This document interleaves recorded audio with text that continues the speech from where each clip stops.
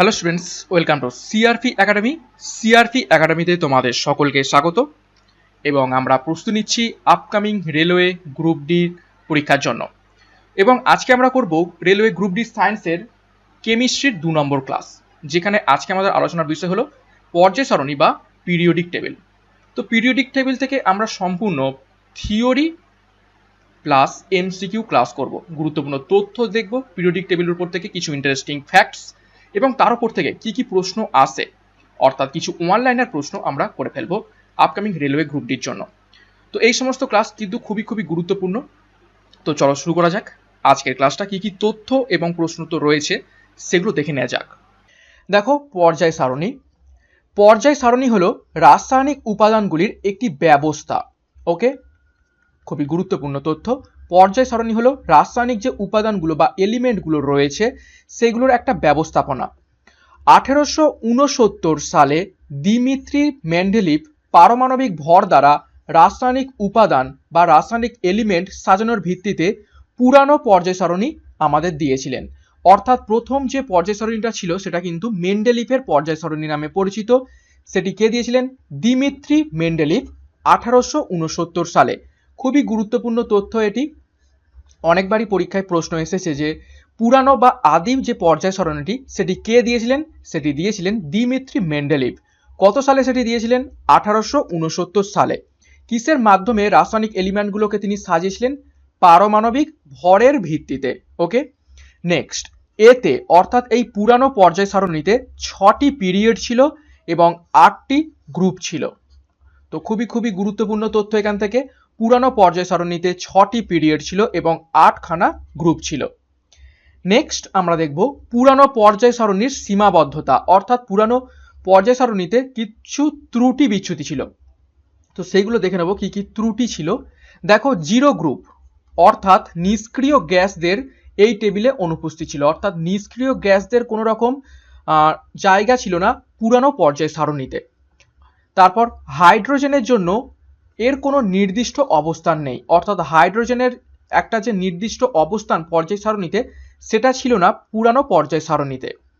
আইসোটোপের জন্য কোনো জায়গা নেই, অর্থাৎ একটা এলিমেন্টের বিভিন্ন আইসোটোপ হয়ে থাকে। যেমন হাইড্রোজেনের 3টে আইসোটোপ রয়েছে, ঠিক আছে, হাইড্রোজেন 1, হাইড্রোজেন 2, হাইড্রোজেন 3।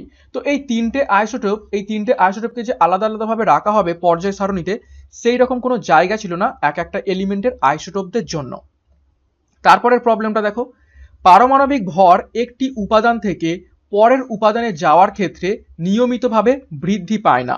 এটাও কিন্তু একটা প্রবলেম ছিল যে আমরা সিরিয়াল ওয়াইজ সাজিয়ে থাকলে একটার পর একটা যদি সাজাই তাহলে ধীরে ধীরে বৃদ্ধি পাওয়া উচিত ছিল পারমাণবিক ভর, কিন্তু পুরানো যে পর্যায় সারণীটা ছিল সেখানে কিন্তু কোনো রকম পারমাণবিক ভর নির্দিষ্ট নিয়মিতভাবে বৃদ্ধি পায়নি এবং পারমাণবিক ভরের সঠিক ব্যবস্থাও কিন্তু সেখানে ছিল না পুরানো পর্যায় সারণীতে। তো পুরানো পর্যায় সারণীর এই সমস্ত সীমাবদ্ধতা ছিল, যার কারণে পরবর্তীকালে নিয়ে আসা হয় নতুন পর্যায় সারণী বা আধুনিক পর্যায় সারণী। দেখো, এখানে একটা বিশেষ দ্রষ্টব্য দেওয়া রয়েছে। মেন্ডেলিভ পর্যায় সারণীর ত্রুটিগুলো হেনরি মোসেলি দ্বারা অপসারণ করা হয়েছিল। অর্থাৎ মেন্ডেলিভের পর্যায় সারণীর যে ত্রুটিগুলো ছিল, সীমাবদ্ধতাগুলো ছিল, সেগুলো অপসারণ করেছে কে? হেনরি মোসেলি নামক একজন বিজ্ঞানী, যিনি 1913 সালে আধুনিক পর্যায়ক্রমিক আইনটি পেশ করেন। অর্থাৎ পর্যায় সারণীর একটা সূত্র বা আধুনিক পর্যায়ক্রমিক বা পর্যায় সারণীর সূত্র তিনি 1913 সালে হেনরি মোসেলি প্রকাশ করেন। এবার দেখব আমরা আধুনিক পর্যায় সারণীর ব্যাপারে। দেখো, আগেরটা ছিল কি? পারমাণবিক ভরের ভিত্তিতে পর্যায় সারণী। এবারে আমরা দেখব আধুনিক পর্যায় সারণী পারমাণবিক সংখ্যা বৃদ্ধির ক্রমানুসারে উপাদানগুলির তালিকাভুক্ত করে একটি পরমাণুর নিউক্লিয়াসে প্রোটনের সংখ্যা, অর্থাৎ এই যে পারমাণবিক সংখ্যা, অর্থাৎ একটা এলিমেন্টের মধ্যে কতগুলো প্রোটন রয়েছে সেই প্রোটন সংখ্যার ক্রমবর্ধমান, অর্থাৎ ছোট থেকে বড়র দিকে সাজিয়ে আধুনিক পর্যায় সারণীটি কিন্তু বানানো হয়েছে। যে কারণে হাইড্রোজেনের মাত্র একটা প্রোটন রয়েছে, সেই জন্য হাইড্রোজেনকে একদম আগে রাখা হয়েছে এবং পরবর্তীকালে ধীরে ধীরে হাইড্রোজেন, হিলিয়াম ধীরে ধীরে প্রোটন সংখ্যা যত বাড়তে শুরু করবে তত সেই রকম ভাবে পর্যায় সারণীকে কিন্তু সাজানো হয়েছে। তারপর দেখো, এখনো পর্যন্ত মোট 118টি উপাদান বা এলিমেন্ট আমাদের পরিচিত এবং নতুন উপাদানের আবিষ্কার এখনো অব্যাহত রয়েছে। খুবই গুরুত্বপূর্ণ তথ্য, অর্থাৎ আমাদের যে পর্যায় সারণী, আধুনিক পর্যায় সারণী রয়েছে, সেখানে কতগুলো উপাদান বর্তমানে রয়েছে? সঠিক উত্তর হবে 118টি। নেক্সট দেখো, এই হচ্ছে পর্যায় সারণীর চিত্র। এটা হচ্ছে আধুনিক পর্যায় সারণী, যেখানে দেখো এখানে আধুনিক পর্যায় সারণী এবং নতুন পর্যায় সারণী কিন্তু একসাথে করে দেওয়া রয়েছে। দেখো মাঝখানে এটা হচ্ছে ডি ব্লক, এদিকে হচ্ছে এস ব্লক এবং এইটা হচ্ছে পি ব্লক। ওকে, একটু পরেই আমরা S block, D block, P block নিয়ে পড়ব। তো এটা হচ্ছে পর্যায় সারণীর চিত্র। নেক্সট দেখব পর্যায় সারণীর গুরুত্ব। কেন আমাদের পর্যায় সারণী প্রয়োজন বা কেন গুরুত্বপূর্ণ এত, সেটা আমাদের জানতে হবে। পর্যায় সারণী ব্যবহারের আগে আমরা পর্যায় সারণী ব্যবহারের সাথে আমরা দ্রুত তাদের ভর, ইলেকট্রন সংখ্যা, ইলেকট্রন কনফিগারেশন, আয়োনাইজেশন সম্ভাবনা, ইলেকট্রন অ্যাফিনিটি, ইলেকট্রন নেগেটিভিটি এবং তাদের অন্যান্য রাসায়নিক বৈশিষ্ট্যের মতো পৃথক উপাদানগুলির বৈশিষ্ট্যগুলি বুঝতে এবং শনাক্ত করতে পারি। অর্থাৎ এই যে 118টি এলিমেন্ট রয়েছে, এই 118টি এলিমেন্টের কার কোন ইলেকট্রন সংখ্যা, কোনটার ইলেকট্রন কনফিগারেশন, আয়োনাইজেশন সম্ভাবনা, ইলেকট্রন অ্যাফিনিটি কার কেমন রয়েছে, কার কেমন বৈশিষ্ট্য, সেগুলো খুব দ্রুত অর্থাৎ খুব ফাস্ট আমরা জানতে পারবো কিন্তু এই পর্যায় সারণীর মাধ্যমে। কে কোথায় আছে সেটা জানতে পারলেই আমরা তার আয়োনাইজেশন সম্ভাবনা, ইলেকট্রন কনফিগারেশন জেনে যাব, তার মধ্যে কতগুলো ইলেকট্রন প্রোটন রয়েছে। তো সেই সব জানতে কিন্তু আমাদের পর্যায় সারণী কিন্তু খুবই প্রয়োজন। তারপর দেখো, পর্যায় সারণী গ্রুপ এবং পিরিয়ডে বিভক্ত। অর্থাৎ পিরিয়ডগুলো হলো এইরকম ভাবে যেগুলো বিস্তৃত সেগুলো পিরিয়ড, এবং এই লম্বালম্বিগুলো সেগুলো হলো গ্রুপ। এটা হচ্ছে গ্রুপ এবং এই দিকেটা হচ্ছে পিরিয়ড। এটা হচ্ছে পিরিয়ড এবং এটা হচ্ছে গ্রুপ। দেখো, উলম্ব সারিগুলোকে বলা হয় গ্রুপ, অর্থাৎ এই যে লম্বালম্বিগুলোকে বলা হয় গ্রুপ, এবং অনুভূমিক সারিগুলোকে, যেগুলো হচ্ছে হরাইজন্টাল রয়েছে, এইগুলোকে বলা হয় পিরিয়ড বলা হয়ে থাকে। তো খুবই গুরুত্বপূর্ণ তথ্য এখান থেকে আমরা পর্যায় সারণীর ব্যাপারে জানলাম। নেক্সট আমরা দেখব আধুনিক পর্যায় সারণীতে 7টি পিরিয়ড এবং 18টি গ্রুপ রয়েছে। ভিভিআই পয়েন্ট বহুবার পরীক্ষায় প্রশ্ন এসেছে যে পর্যায় সারণীতে কটি পিরিয়ড এবং কয়টি গ্রুপ রয়েছে। তো 7টি পিরিয়ড এবং 18টি গ্রুপ রয়েছে আধুনিক পর্যায় সারণীতে। তো সেই 7টা পিরিয়ড আমরা এক এক করে দেখব। তো প্রথমেই দেখব প্রথম পিরিয়ড। দেখো, প্রথম পিরিয়ডের মধ্যে 2টি উপাদান রয়েছে, অর্থাৎ দুটো করে কিন্তু ইলেকট্রন থাকে সব এলিমেন্টে, দুটো করে ইলেকট্রন থাকে এই প্রথম পিরিয়ডের সমস্ত এলিমেন্টে। এটিকে খুব স্বল্প পিরিয়ড অর্থাৎ ভেরি শর্ট পিরিয়ড বলা হয়ে থাকে, কেননা শুধুমাত্র দুটো করে ইলেকট্রন থাকে, তো সেই জন্য এটাকে ভেরি শর্ট পিরিয়ড বলা থাকে প্রথম পিরিয়ডটাকে। তারপর দেখো দ্বিতীয় এবং তৃতীয় পিরিয়ড, সেকেন্ড এবং থার্ড পিরিয়ডটা দেখব। এই পিরিয়ডে 4টি করে এলিমেন্ট থাকে, 4টি করে এলিমেন্ট বা 4টি উপাদান থাকে। পর্যায় সারণীর দ্বিতীয় পিরিয়ডের অন্তর্গত উপাদানগুলিকে ব্রিজ এলিমেন্ট বলা হয়। খুবই গুরুত্বপূর্ণ। দ্বিতীয় পিরিয়ডের যে এলিমেন্টগুলো রয়েছে সেই এলিমেন্টগুলোকে কি বলা হয়? ব্রিজ এলিমেন্ট বলা হয়ে থাকে। তারপর দেখো, পর্যায় সারণীর তৃতীয় পিরিয়ড যেটা রয়েছে সেই পিরিয়ডের অন্তর্গত উপাদানগুলিকে কি বলা হয়? টিপিক্যাল এলিমেন্ট বলা হয়ে থাকে। তাহলে দ্বিতীয় পিরিয়ডের অন্তর্গত এলিমেন্টগুলোকে আমরা কি বলি? ব্রিজ এলিমেন্ট বলি, এবং তৃতীয় পিরিয়ডের অন্তর্গত উপাদানগুলিকে আমরা কি বলা হয়? টিপিক্যাল এলিমেন্ট বলে থাকি। তো খুবই গুরুত্বপূর্ণ তথ্য দ্বিতীয় এবং তৃতীয় পিরিয়ডের ব্যাপারে দেখলাম। নেক্সট দেখব চতুর্থ এবং পঞ্চম পিরিয়ড, ফোর্থ এবং ফিফথ। দেখো, এই উভয় পিরিয়ডেই অর্থাৎ চতুর্থ এবং পঞ্চম দুটো পিরিয়ডেই 18টি করে উপাদান বা এলিমেন্ট রয়েছে। এই পিরিয়ডগুলি দীর্ঘ পিরিয়ড বা লং পিরিয়ড নামে পরিচিত। খুবই গুরুত্বপূর্ণ। যত আমরা নিচের দিকে নামছি, পিরিয়ডের সংখ্যা যত বাড়ছে তত কিন্তু এলিমেন্টের সংখ্যা বাড়ছে, যে কারণে এটা হয়ে গেল লং পিরিয়ড। এবারে আমরা দেখব ষষ্ঠ বা সিক্সথ পিরিয়ডের ব্যাপারে। ষষ্ঠ পিরিয়ডে 32টি উপাদান রয়েছে। দেখো, চতুর্থ এবং পঞ্চমে কত ছিল? 18টি। যেই ষষ্ঠতে চলে গেলাম সেখানে 32টি উপাদান রয়েছে এবং এদের কি বলা হয়? ল্যান্থানাইডস। ভেরি ইম্পর্টেন্ট প্রশ্ন এইখান থেকে আসে যে ল্যান্থানাইড উপাদানগুলো বা ল্যান্থানাইট এলিমেন্টসগুলো কোন পিরিয়ডে অবস্থিত রয়েছে? তখন সঠিক উত্তর হয়ে যাবে 6th পিরিয়ড বা ষষ্ঠ পিরিয়ডে উপস্থিত রয়েছে ল্যান্থানাইট এলিমেন্টসগুলো। তারপর দেখো, এটি খুব দীর্ঘ পিরিয়ড বা ভেরি লং পিরিয়ড, কারণ এতে 32টি উপাদান বা এলিমেন্ট রয়েছে। তো এখান থেকে গুরুত্বপূর্ণ তথ্য জানলাম কি, ল্যান্থানাইটস এলিমেন্টগুলো রয়েছে ষষ্ঠ পিরিয়ডে এবং এতে কতগুলো এলিমেন্ট রয়েছে? 32টি এলিমেন্ট রয়েছে। প্রশ্ন কিন্তু এখানেও আসে যে ষষ্ঠ পিরিয়ডে কতগুলো এলিমেন্ট রয়েছে, তখন সঠিক উত্তর হয়ে যাবে 32।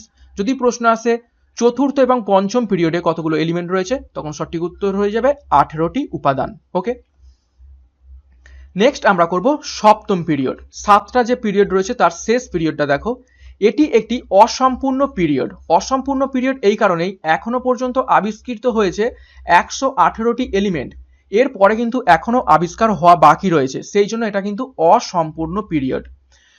তারপর দেখো, সপ্তম পিরিয়ড উপাদানকে অ্যাক্টিনাইট বলা হয়ে থাকে। এটাও কিন্তু পরীক্ষায় এসে থাকে যে অ্যাক্টিনাইট এলিমেন্ট কোন পিরিয়ডে অবস্থিত রয়েছে, তখন সঠিক উত্তর হয়ে যাবে সপ্তম পিরিয়ডে অবস্থিত রয়েছে অ্যাক্টিনাইট এলিমেন্টসগুলো। ওকে, তো এখান থেকেও আমরা গুরুত্বপূর্ণ তথ্য জানলাম। নেক্সট আমরা দেখব ব্লক। যে গ্রুপগুলো রয়েছে সেই গ্রুপটাকে আমরা কিছু কিছু ব্লকে ভাগ করেছি। দেখো, পর্যায় সারণীতে 18টি গ্রুপ উপস্থিত রয়েছে। পর্যায় সারণী 4টি ব্লকে বিভক্ত, অর্থাৎ এই 18টা গ্রুপ মোট 4টে ব্লকে বিভক্ত। ইলেকট্রন দিয়ে ভরা পারমাণবিক কক্ষীয়গুলির ধরনের উপর নির্ভর করে S block, P block, D block এবং এ ব্লক তৈরি। অর্থাৎ কিভাবে ইলেকট্রন ভর্তি হচ্ছে প্রতিটা এলিমেন্টের শেষ কক্ষে, সেই অনুযায়ী কিন্তু এই 18টা গ্রুপকে 4টে ব্লকে বিভক্ত করা হয়েছে। এবং 4টে ব্লক কি কি? একটা হচ্ছে এস ব্লক, একটা হলো পি ব্লক, একটা হলো ডি ব্লক এবং একটা হলো এ ব্লক। তো আমাদের এই 4টে ব্লকের ব্যাপারে জানতে হবে। দেখো, প্রথম ব্লক হলো এস ব্লক। এস ব্লকের ব্যাপারে দেখব, এই ব্লকে অরবিটাল 2 ইলেকট্রন ধারণ করে থাকে, অর্থাৎ এস ব্লক দেখতে এই রকম হয়ে থাকে। এস ব্লক শুধু এরকম চৌকো মতো একটা বক্স হিসাবে আমরা করে থাকি এবং তাতে কটা? 2টো ইলেকট্রন থাকে, এইরকম ভাবে 2টো ইলেকট্রন থাকে, তাই গ্রুপ 2 বলা হয়ে থাকে এই এস ব্লককে। এস ব্লকে কটি গ্রুপ রয়েছে? 2টি গ্রুপ রয়েছে। নেক্সট পেজে এস ব্লকের ব্যাপারে আরো একটু ডিটেলস দেখব। দেখো, পর্যায় সারণী যদি আমরা সেই ছবিটা দেখি, দেখো এই হচ্ছে এস ব্লক। এখানে দেখো 2টো গ্রুপ রয়েছে, 1 এবং 2, এই দুটো হচ্ছে এস ব্লক। ওকে, নেক্সট আমরা দেখব এস ব্লকের ব্যাপারে। ফার্স্ট গ্রুপ ক্ষার ধাতু বা অ্যালকালি মেটালস দ্বারা পরিপূর্ণ। যে ফার্স্ট গ্রুপটা রয়েছে পর্যায় সারণীর, সেই ফার্স্ট গ্রুপটা ক্ষার ধাতু বা অ্যালকালি মেটালস দ্বারা পরিপূর্ণ। সেই অ্যালকালি বা ক্ষার ধাতুগুলো কোনগুলো? দেখো, hydrogen, lithium, Na for sodium, K for potassium, আরবি হচ্ছে রুবিডিয়াম, Cs হচ্ছে সিজিয়াম এবং Fr হচ্ছে ফ্রান্সিয়াম। এবং এইটা হচ্ছে সবগুলোই রেডিও অ্যাক্টিভ এলিমেন্ট। ওকে, তো দেখো একবার আমি মিলিয়ে নিই সেই ছবিটার সাথে। দেখো, প্রথম যে গ্রুপটা পড়ছি, এই যে প্রথম গ্রুপটা, সেখানে দেখো hydrogen, lithium, sodium, potassium, rubidium, caesium এবং ফ্রান্সিয়াম, এইগুলো হলো সবগুলো কি? আমরা একটু আগে দিলাম অ্যালকালি আর্থ মেটাল। এগুলো সব হচ্ছে অ্যালকালি আর্থ মেটাল। নেক্সট, দ্বিতীয় গ্রুপের উপাদানগুলি হলো ক্ষারীয় পৃথিবী ধাতু, যেটাকে আমরা ইংলিশে বলে থাকি অ্যালকালাইন আর্থ মেটালস। অর্থাৎ দ্বিতীয় গ্রুপ, এখানে আমরা বললাম এস যে ব্লকটা রয়েছে সেখানে 2টো গ্রুপ রয়েছে, আমরা এক্ষুনি দেখলাম। তো প্রথম গ্রুপের ব্যাপারে দেখে নিলাম, এবার আমরা দ্বিতীয় গ্রুপটার ব্যাপারে জানছি। দ্বিতীয় গ্রুপটাকে বলা হয় অ্যালকালাইন আর্থ মেটালস। সেখানে কে কে রয়েছে? বেরিলিয়াম, ম্যাগনেসিয়াম, ক্যালসিয়াম, তারপর রয়েছে টিন, বেরিয়াম এবং রেডিয়াম। তো এগুলো হচ্ছে সবই রেডিও অ্যাক্টিভ এলিমেন্ট এগুলো। তো আরও একবার আমরা ছবির মাধ্যমে দেখে নেব। দেখো, এই হচ্ছে এবার দ্বিতীয় গ্রুপ। এস ব্লকের যে 2টো গ্রুপ রয়েছে, পুরো এই 2টো গ্রুপ, তার মধ্যে দ্বিতীয় গ্রুপটাই দেখো বেরিয়াম, ম্যাগনেসিয়াম, ক্যালসিয়াম, স্ট্রনসিয়াম, তারপর হচ্ছে বেরিলিয়াম এবং শেষে রয়েছে রেডিয়াম। তো এইগুলো সবই হচ্ছে এই গ্রুপটাকে বলা হয় কি? Alkali earth metal. এবং প্রথম যে গ্রুপটা রয়েছে সেটাকে বলা হয় শুধুমাত্র অ্যালকালি মেটালস। নেক্সট এইগুলো সবগুলো কিন্তু প্রতিক্রিয়াশীল ধাতু, অর্থাৎ রিঅ্যাক্টিভ মেটালস, খুবই রিঅ্যাক্টিভ, অর্থাৎ যে কোনো জিনিসের সাথে কিন্তু তোমার হচ্ছে রিয়াকশান করে দেয় এই ধাতুগুলো। এবং এই উপাদানগুলি ইলেকট্রোপজিটিভ এবং নরম ধাতু। এই যে রয়েছে এস ব্লকের যে মেটালগুলো, হাইড্রোজেন, লিথিয়াম, সোডিয়াম, পটাশিয়াম, এগুলো সবই কিন্তু নরম ধাতু এবং ইলেকট্রোপজিটিভ, অর্থাৎ আমরা সবসময় hydrogen plus, lithium plus, Na plus, potassium plus, beryllium plus, magnesium 2 plus, beryllium 2 plus, magnesium 2 plus, calcium 2 plus, Sr 2 plus, এইভাবে কিন্তু লিখে থাকি, অর্থাৎ সবার মাথায় প্লাস, ইলেকট্রোপজিটিভ, এগুলো হচ্ছে ধাতু। নেক্সট আমরা দেখব পি ব্লক। পি ব্লক, দেখো পি ব্লক উপাদানগুলি 13 থেকে 18 এর অন্তর্ভুক্ত, অর্থাৎ যে 18টা গ্রুপ রয়েছে, দেখো এখানে আমি ছবিটার মাধ্যমে বুঝিয়ে দিই। দেখো 13, এটা হচ্ছে 13 নম্বর এবং এটা হচ্ছে 18 নম্বর গ্রুপ। 13, 14, 15, 16, 17 এবং 18, এই 13 থেকে 18-র মধ্যে এটা হচ্ছে এই পি ব্লক।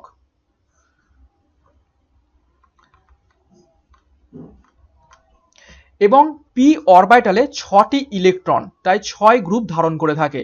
দেখো 13 থেকে 18 কটা? 6 না, 13 থেকে 18 6, তো 6টা গ্রুপ ধারণ করে থাকে এই পি অরবিটাল। তো পি অরবিটাল কেমন দেখতে হয়ে থাকে? এই রকম দেখতে হয়ে থাকে, 3টে কক্ষ থাকে। পি অরবিটালে 3টে কক্ষ থাকে, কিন্তু 6টা ইলেকট্রন কি করে থাকবে? একটাই দুটো করে ইলেকট্রন থাকে।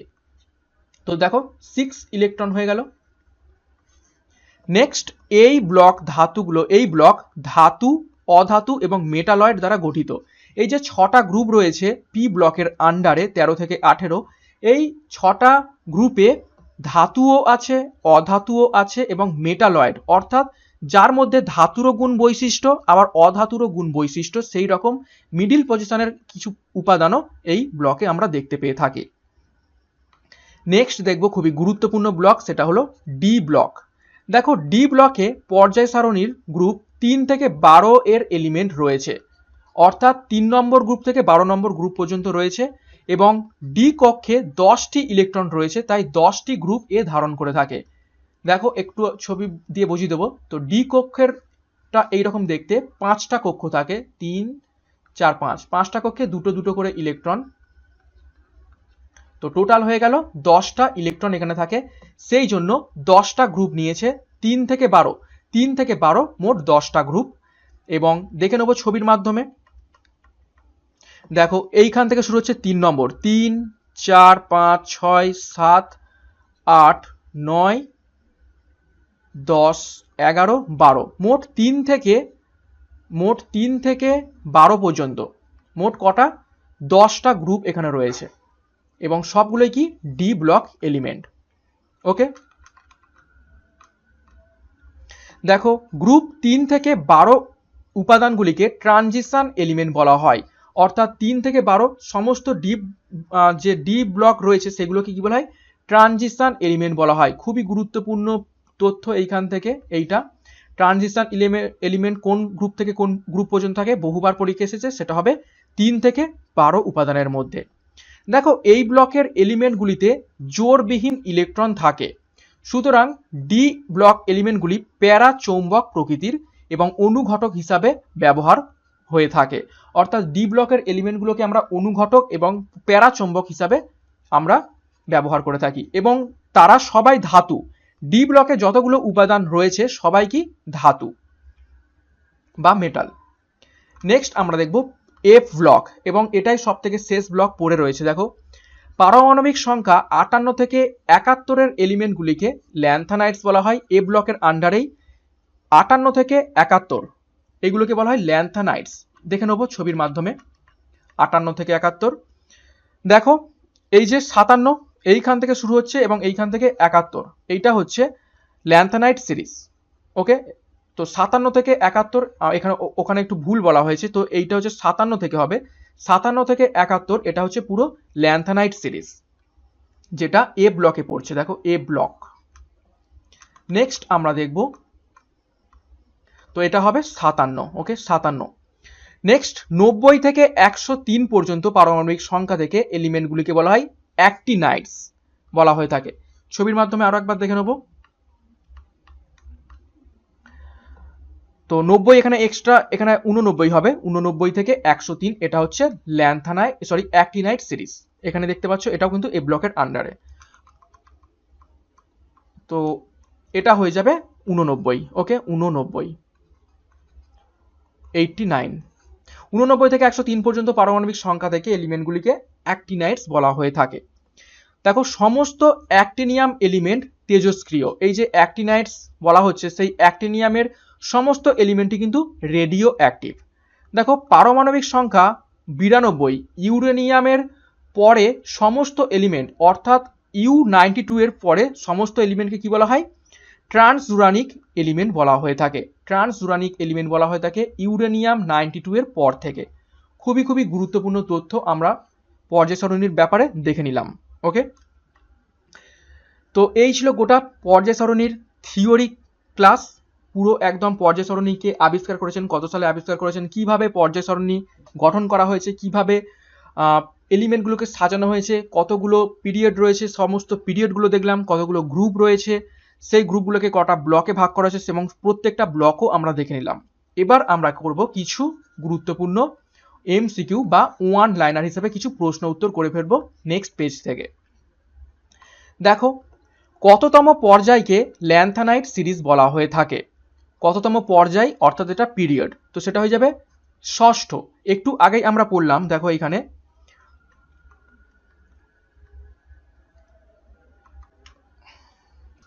দেখো এইখানে যে এই ষষ্ঠ পিরিয়ড, সেইখানে কি রয়েছে? ল্যান্থানাইটস পেয়েছি। ঠিক আছে, তাহলে ষষ্ঠ পিরিয়ডে কি রয়েছে? ল্যান্থানাইট। ওকে, তো সঠিক উত্তর হয়ে যাবে ষষ্ঠতম পিরিয়ডকে আমরা ল্যান্থানাইট সিরিজ বলে থাকি। কততম পর্যায়কে অ্যাক্টিনাইট সিরিজ বলা হয়? তো অ্যাক্টিনাইট সিরিজ তার পরের পর্যায় থেকে শুরু হচ্ছে বা পরের পিরিয়ড থেকে শুরু হচ্ছে, তো সঠিক উত্তর হয়ে যাবে সপ্তম পিরিয়ডকে আমরা অ্যাক্টিনাইট সিরিজ বলা হয়ে থাকে। তারপর ইউরেনিয়াম কোন পর্যায়ে অবস্থিত? ইউরেনিয়াম, যেটাকে আমরা U92 এক্ষুনি দেখলাম, সেটা সপ্তম পর্যায় বা সপ্তম পিরিয়ডে অবস্থিত রয়েছে। তারপর ল্যান্থানাইট শুরু হয়েছে কোন মৌল দিয়ে? ল্যান্থানাইট শুরু হয়েছে ল্যান্থানাম থেকে লুটেসিয়াম পর্যন্ত, যেটা আমরা দেখলাম 57 থেকে কত 71 পর্যন্ত, ল্যান্থানাম থেকে লুটেসিয়াম পর্যন্ত। তারপর অ্যাক্টিনাইট শুরু হয়েছে কোন মৌল থেকে? অ্যাক্টিনাইট শুরু হয়েছে অ্যাক্টিনিয়াম থেকে লরেন্সিয়াম পর্যন্ত, এটা কত? এক্ষুনি দেখলাম 89 থেকে 103 পর্যন্ত অ্যাক্টিনিয়াম সিরিজ। নেক্সট প্রশ্ন নাম্বার 6, দেখো পর্যায় সারণীর প্রথম ধাতু কল্পটির পারমাণবিক সংখ্যা কত? তো প্রথম ধাতু কল্পটির পারমাণবিক সংখ্যা হলো 5। তারপর সোডিয়ামের ল্যাটিন নাম কি? সোডিয়ামের ল্যাটিন নাম হলো নাট্রাম। নাট্রাম, সেই জন্য আমরা এনে দিয়ে প্রকাশ করে থাকি সোডিয়ামকে। পটাশিয়ামের ল্যাটিন নাম কি? পটাশিয়ামের ল্যাটিন নাম হলো কালিয়াম, সেই জন্য আমরা একে কে দিয়ে প্রকাশ করে থাকি। কপারের ল্যাটিন নাম কি? কপারের ল্যাটিন নাম হলো কাপ্রাম, সেই জন্য আমরা একে Cu দিয়ে প্রকাশ করে থাকি। আয়রনের ল্যাটিন নাম হলো ফেরিয়াম, ফেরামের সেই জন্য আমরা Fe দিয়ে এটাকে প্রকাশ করে থাকি। সিলভারের ল্যাটিন নাম হলো আর্জেন্টাম, সেই জন্য আমরা একে Ag হিসাবে প্রকাশ করে থাকি। তারপর টিনের ল্যাটিন নাম সেটা হচ্ছে স্ট্যানাম, সেই জন্য আমরা একে Sn হিসাবে প্রকাশ করে থাকি। নেক্সট দেখব প্রশ্ন নাম্বার 13, পারদের ল্যাটিন নাম। পারদের ল্যাটিন নাম হলো হাইড্রাগাইরাম, হাইড্রাগাইরাম, সেই জন্য আমরা একে Hg দিয়ে প্রকাশ করে থাকি পারদকে। নেক্সট প্রশ্ন নাম্বার 14, অ্যাক্টিনাইট এবং ল্যান্থানাইট কোন শ্রেণীর অন্তর্ভুক্ত? অ্যাক্টিনাইট এবং ল্যান্থানাইট কোন শ্রেণীর? সেটা হচ্ছে তৃতীয় শ্রেণীর, অর্থাৎ এটা হচ্ছে থার্ড গ্রুপ, যেটা আমরা গ্রুপ পড়লাম, থার্ড গ্রুপ। নেক্সট আমরা দেখব 15 নম্বর প্রশ্ন, হ্যালোজেন শব্দের অর্থ কি? হ্যালোজেন শব্দের অর্থ হলো সল্ট প্রডিউসিং, সল্ট প্রডিউসিং। যেমন আমরা জেনে থাকি ক্লোরিন, ব্রোমিন, আয়োডিন, এগুলো সব দিয়ে কি সল্ট বা লবণ তৈরি হয়ে থাকে। নেক্সট প্রশ্ন নাম্বার 16, দেখো হ্যালোজেন মৌলগুলির মধ্যে ঘরের তাপমাত্রায় কোনটি তরল? অর্থাৎ হ্যালোজেন যে মৌলগুলো রয়েছে ফ্লুরিন, ব্রোমিন, ক্লোরিন, আয়োডিন, তার মধ্যে কোনটা ঘরের তাপমাত্রায় তরল? সেটা হলো ব্রোমিন। ব্রোমিন রুম টেম্পারেচারে তরল অবস্থায় থাকে। তারপর প্রশ্ন নাম্বার 17, হাইড্রোজেনকে বাদ দিয়ে প্রথম গ্রুপে কতগুলি মৌল অবস্থান করে? তো হাইড্রোজেনকে বাদ দিয়ে প্রথম গ্রুপে মোট 6টি মৌল বা এলিমেন্ট বসবাস করে। নেক্সট প্রশ্ন নাম্বার 18, CaO এর আণবিক ভর কত? ক্যালসিয়াম অক্সাইড, এটা হলো ক্যালসিয়াম অক্সাইড, তার আণবিক ভর হলো 56। নেক্সট আমরা দেখব প্রশ্ন নাম্বার 19, দেখো MgO2 এর আণবিক ভর কত? ম্যাগনেসিয়াম অক্সাইড, MgO2 এর আণবিক ভর হলো 56। NO এর আণবিক ভর হলো কি? এটা হচ্ছে নাইট্রোজেন অক্সাইড, সেটা হলো 30। Fe এর পারমাণবিক ভর, Fe অর্থাৎ আয়রনের পারমাণবিক ভর কত? সেটা হলো কখনো কখনো 55 হয়, কখনো কখনো 56 হয়। প্রশ্ন নাম্বার 22, বেরিলিয়ামের পারমাণবিক ভর কত? সেটা হলো 9। তারপর হচ্ছে ব্রোমিন, ব্রোমিন মৌলটি কততম পর্যায়ে অবস্থান করছে? তো ব্রোমিন মৌলটি চতুর্থ পর্যায় অর্থাৎ 4th পিরিয়ডে অবস্থান করছে। নেক্সট প্রশ্ন নাম্বার 24, চতুর্থ পর্যায়ে কোন মৌলের শেষ কক্ষের একটি ইলেকট্রন থাকে? চতুর্থ পর্যায়ের কোন মৌলের শেষ কক্ষপথে একটি ইলেকট্রন থাকে? সেটা হলো কে, অর্থাৎ পটাশিয়াম, এটা হলো পটাশিয়াম। নেক্সট প্রশ্ন নাম্বার 25, N শক্তি স্তরে সর্বাধিক কয়টি ইলেকট্রন থাকতে পারে? N শক্তি স্তরে সর্বাধিক 32টি ইলেকট্রন থাকতে পারে। VVI এটা খুবই গুরুত্বপূর্ণ। নেক্সট দেখো আধুনিক পর্যায় সারণীতে কয়টি প্রাকৃতিক হ্যালোজেন মৌল আছে? তো আধুনিক পর্যায় সারণীতে মোট 5টি হ্যালোজেন প্রাকৃতিক মৌল রয়েছে। প্রশ্ন নাম্বার 27, ধাতু কল্পগুলি কত নম্বর ব্লকে অবস্থান করে? ধাতু কল্পগুলি পি ব্লকে অবস্থান করে। আমরা দেখেছিলাম যে পি ব্লকে ধাতু, অধাতু এবং মেটালয়েড, সেই মেটালয়েডের বাংলা হলো এই ধাতু কল্প, যার মধ্যে ধাতুরও গুণ রয়েছে আবার অধাতুরও গুণ রয়েছে, তারা পি ব্লকে অবস্থান করে। প্রশ্ন নাম্বার 28 দেখো ইলেকট্রোনেগেটিভিটি কোন মৌলের সব থেকে বেশি? তো ইলেকট্রোনেগেটিভিটি সব থেকে বেশি F, অর্থাৎ যেটাকে বাংলায় বলা হয় থাকে ফ্লুরিন, ফ্লুরিনের সব থেকে নেগেটিভিটি সব থেকে বেশি। তারপর দেখো মডার্ন পিরিয়ডিক ল কার দেয়া? আমরা থিওরির মাধ্যমেই পড়েছি, এটা হেনরি মোসলে। কবে দিয়েছিলেন? 1913-এ। 1913 সালে হেনরি মোসলে মডার্ন পিরিয়ডিক লটা দিয়েছিলেন। প্রশ্ন নাম্বার 30 দেখব, আধুনিক পর্যায় সারণী অনুযায়ী বিভিন্ন মৌলের রাসায়নিক বৈশিষ্ট্য তার কিসের ওপর নির্ভর করে? তো আধুনিক পর্যায় সারণী অনুযায়ী বিভিন্ন মৌলের বৈশিষ্ট্য তার পারমাণবিক সংখ্যা অর্থাৎ প্রোটন নাম্বারের ওপর ডিপেন্ড করে থাকে। নেক্সট প্রশ্ন নাম্বার 31, নিয়নের কতগুলি ভ্যালেন্স ইলেকট্রন রয়েছে? তো নিয়ন হলো একটি কি নোবেল গ্যাস, তো সেই জন্য তার ইলেকট্রন কিন্তু ভরাট থাকবে, সেই জন্য 8টি ইলেকট্রন রয়েছে শেষ কক্ষে। নেক্সট 32, পর্যায় সারণীতে কার্বনের অবস্থান কততম পর্যায়ে? কার্বনের অবস্থান দ্বিতীয় পর্যায় বা সেকেন্ড পিরিয়ড। নেক্সট 33, পর্যায় সারণীতে ক্লোরিনের অবস্থান কততম পর্যায়ে? সেটা হলো থার্ড পর্যায়ে বা থার্ড পিরিয়ডে ক্লোরিন অবস্থান করছে। 34, পর্যায় সারণীর দ্বিতীয় ও তৃতীয় পর্যায়ে অবস্থিত নিষ্ক্রিয় গ্যাস দুটি হলো কোনটি? তো দ্বিতীয় পর্যায়ে নিষ্ক্রিয় গ্যাস হলো নিয়ন এবং তৃতীয় পর্যায়ে অবস্থিত নিষ্ক্রিয় গ্যাস হলো আর্গন। প্রশ্ন নাম্বার 35, নিম্ন পর্যায় থেকে উচ্চ পর্যায়ের দিকে গেলে মৌলগুলির যোজক ইলেকট্রন সংখ্যা কি হবে? তো নিম্ন পর্যায় থেকে উচ্চ পর্যায়ের দিকে গেলে মৌলের ইলেকট্রন সংখ্যা বাড়তে থাকবে, অর্থাৎ এই যে পিরিয়ডগুলো রয়েছে, পিরিয়ডগুলো যদি আমরা ওপর থেকে নিচের দিকে নামি তাহলে 1, 2, 3 অর্থাৎ ধীরে ধীরে পিরিয়ড সংখ্যা বাড়ছে, তার মানে এই যে ইলেকট্রন সংখ্যা ধীরে ধীরে কি হবে? বাড়তে থাকবে। প্রশ্ন নাম্বার 36, হিলিয়াম ছাড়া বাকি নিষ্ক্রিয় মৌলগুলির যোজক ইলেকট্রন সংখ্যা হলো কত? তো প্রত্যেকটা নিষ্ক্রিয় মৌলের শেষ কক্ষ কিন্তু একদম ভরাট হিসাবে রয়েছে, তো সেই জন্য সবার হবে 8টি করে ইলেকট্রন, শুধুমাত্র হিলিয়ামের কটা? হিলিয়ামের 2টো। প্রশ্ন নাম্বার 37, কোন নিষ্ক্রিয় গ্যাসের যোজক ইলেকট্রন সংখ্যা 2, দেখো সেটা হবে হিলিয়াম, জাস্ট তার আগেরটাই আমরা বললাম 36-এ। নেক্সট 38, ইউরেনিয়ামের পারমাণবিক সংখ্যা কত? সেটা হয়ে যাবে 92। ভেরি ভেরি ইম্পর্টেন্ট প্রশ্ন, এটা একটা তেজস্ক্রিয় মৌল ইউরেনিয়াম 92, যেটা আমরা পারমাণবিক চুল্লিতে ব্যবহার করে থাকি। প্রশ্ন নাম্বার 39, পর্যায় সারণীর হালকা দ্বিতীয় মৌলিক কোনটি? তো পর্যায় সারণীর হালকা দ্বিতীয় মৌলটি হলো হিলিয়াম, এবং প্রথম মৌল কোনটা? সব থেকে হালকা মৌল হলো হাইড্রোজেন, এবং তারপরেই রয়েছে হিলিয়াম। প্রশ্ন নাম্বার 40, পর্যায় সারণীর কোন দুটি পর্যায়ে 32টি করে মৌল রয়েছে? তো সেটা হলো ষষ্ঠ এবং সপ্তম, এই দুটি পর্যায়ে 32টি করে কিন্তু মৌল রয়েছে, যেটা আমরা থিওরির মাধ্যমে পড়ে ফেললাম।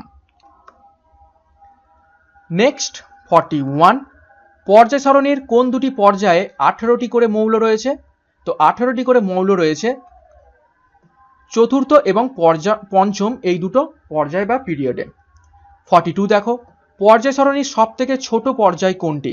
যেটা আমরা দেখলাম ভেরি শর্ট পিরিয়ড, সেটা হলো প্রথম পর্যায়, ভেরি শর্ট পিরিয়ড, যেটা আমরা থিওরিতেই পড়লাম। দেখো আধুনিক পর্যায় সারণীতে মোট কয়টি মৌল রয়েছে? তো আধুনিক পর্যায় সারণীতে আমরা থিওরিতেই পড়েছি 118টি মৌল রয়েছে। 2 নম্বর শ্রেণীতে থাকা মৌলগুলির ইলেকট্রন যোজক সংখ্যা কত? তো 2 নম্বর শ্রেণীতে থাকা ইলেকট্রন সংখ্যা যোজকগুলো হলো 2। তারপর 13 নম্বর শ্রেণীতে থাকা মৌলগুলির যোজক ইলেকট্রন সংখ্যা কত? তো 13 নম্বর শ্রেণীতে থাকা মৌলগুলির ইলেকট্রন যোজক সংখ্যা হলো 3। 15 নম্বর শ্রেণীতে থাকা মৌলগুলির ইলেকট্রন যোজক সংখ্যা কত? তো যোজক ইলেকট্রন সংখ্যা হলো 5। দেখো 13 3 নেবে, 15 5 নেবে, এইভাবে কিন্তু তোমরা মনে রাখবে। ওকে, এবং 2 নম্বর শ্রেণীতে 2। নেক্সট দেখো 17 নম্বর নিয়ে থাকা মৌলগুলির ইলেকট্রন যোজক সংখ্যা কত? 17 শেষে কত আছে? 7, তো সঠিক উত্তর হবে 7। এবং 18 নম্বর শ্রেণীতে মৌলগুলির যোজক ইলেকট্রন সংখ্যা কত? যেহেতু 18 8, তো সেটা কারণে হবে 8। এবং এটা হচ্ছে এই 18 নম্বর শ্রেণী কি? নিষ্ক্রিয় গ্যাসের শ্রেণী। ওকে, তো এই পর্যন্ত ছিল আজকের কেমিস্ট্রি তোমাদের যে 2 নম্বর ক্লাস, অর্থাৎ আজকের ক্লাসটা আমরা করলাম পিরিয়ডিক টেবিল বা পর্যায় সারণীর উপর থেকে, তার উপর থেকে সম্পূর্ণ আমরা থিওরি, এবং তারপরে কিন্তু কিছু গুরুত্বপূর্ণ ওয়ান লাইনার, যেগুলো কিন্তু তোমাদের আপকামিং রেলওয়ে গ্রুপ ডির জন্য কিন্তু খুবই গুরুত্বপূর্ণ। 30 নম্বর থাকে সায়েন্স পার্টের উপর থেকে, এবং যেভাবে আমরা এই ক্লাসগুলো থিওরি এবং তার সাথে সাথে প্রশ্নোত্তর আলোচনা করছি, আশা করছি এখান থেকে তোমরা অনেক প্রশ্ন কমন পাবে এবং তোমরা অনেক হেল্প পাবে। তো আজকের মতো ক্লাসটা এখানেই শেষ করলাম। Thank you.